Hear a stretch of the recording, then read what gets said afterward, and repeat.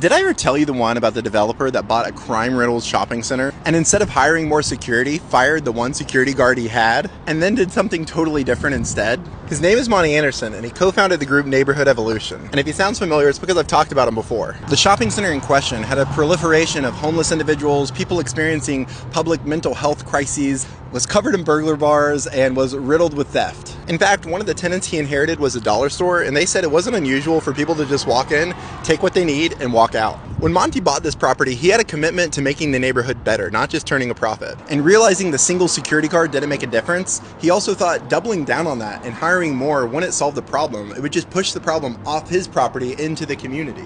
So instead, he decided to look at the needs of the individuals. He found a social worker who had her own nonprofit and offered her a space for free.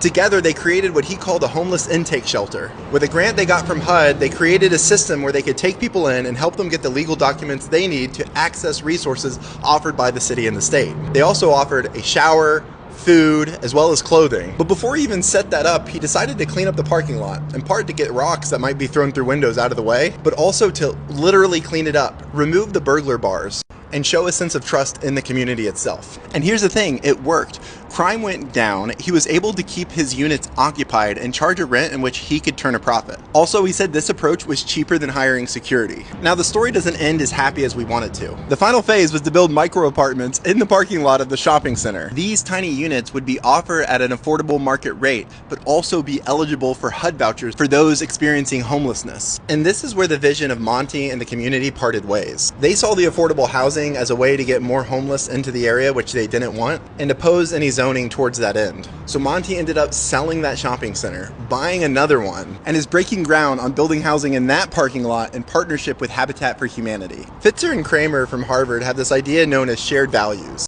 Not quite charity, not quite self-interest, but it's this overlapping interweaving of the two. They're businesses that flourish by helping out their community and being focused on social welfare. This is at the heart of Monty and his crew at Neighborhood Evolution and everything that they do. They believe in doing good in a way that makes money so that the money you make allows you to do more good.